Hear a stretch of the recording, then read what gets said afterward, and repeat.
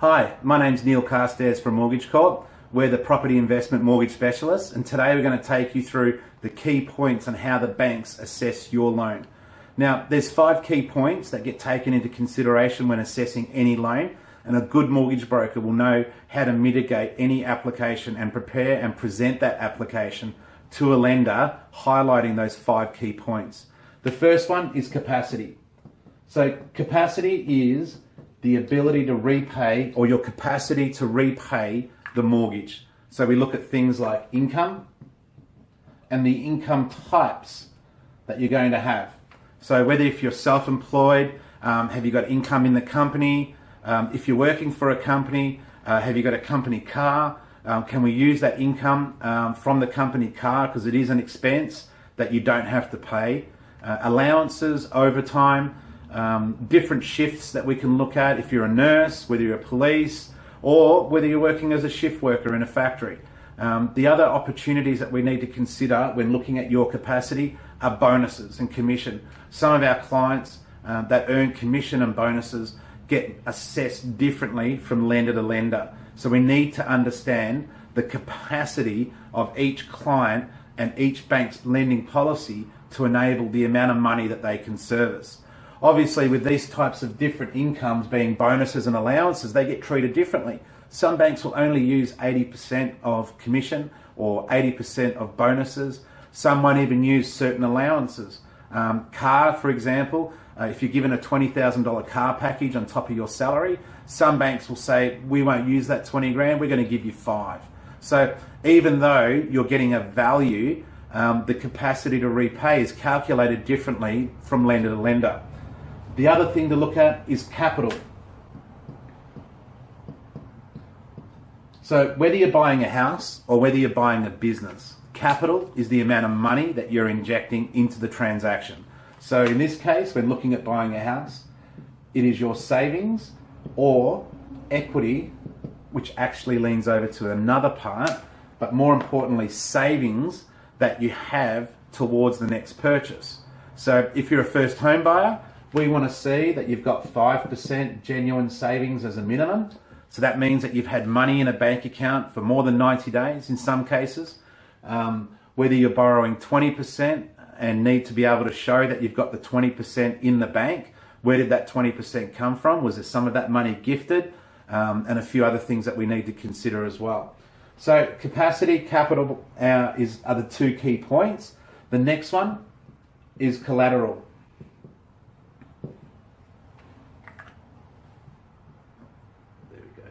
Collateral, I'm in numbers, not spelling. So collateral is basically security. So that's where equity and security value are being offered. So it's not about whether you're offering a security or not, it's the type of security. For example, if you're looking at buying a 45-hectare farm out in the middle of central Victoria that has no house on it and has cows, that would be a security that would get scrutinised by a lender a lot harder than, say, someone buying a land and house package in Narre Warren. Other things to look at are apartments under 50 square metres. Some lenders aren't really too flash on apartments full stop, but let alone apartments that are under 50 square metres. So that's collateral. Yes, the spelling is there, but anyway, the type of security that you're offering towards this loan. So the capacity to repay, how much income do I have and where does that income come from? The capital, how much savings have I got? If I'm a first home buyer, have I got 5% genuine savings? Or if I'm buying a house worth 1.2 million and I've got $300,000 in the bank, I need to be able to show the bank that I've got that money in the bank. Where did it come from? Over savings, shares, and other forms of capital that we can look at. And then collateral is the type of security. So whether we're buying an apartment, whether we're buying a land and house package or a townhouse, we need to get valuations done, and we need to understand that that security is acceptable to each bank. The next one is conditions. Okay, so what are the conditions of the loan? There's a lot of speculation at the moment about banks tightening up on interest-only loans for owner-occupied properties. So if you came to a bank or a broker and said, I want 5 years interest only, and I'm buying this property as my owner occupied, we'd have to ask the question of why would you want to pay interest only?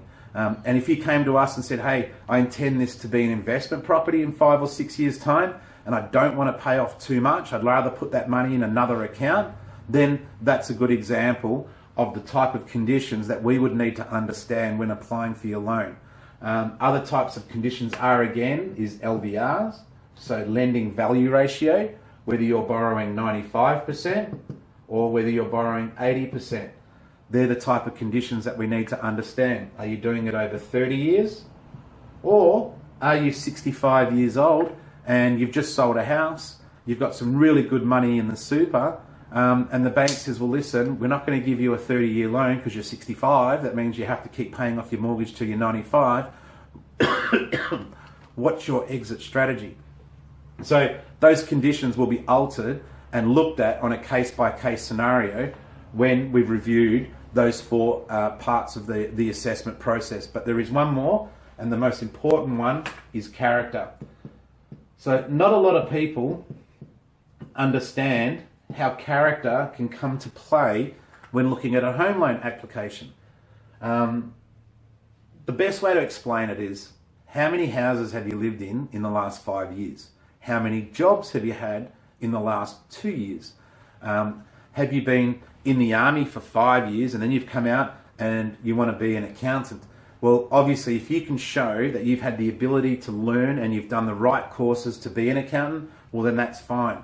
But if you've gone to university to be an architect and you come to me and you've just started a new job and you're working as a barista in a cafe, well, then we need to weigh up the options on what type of character that you're being able to present in your history. So, for example, how long have you been in your job? How long have you been in your industry?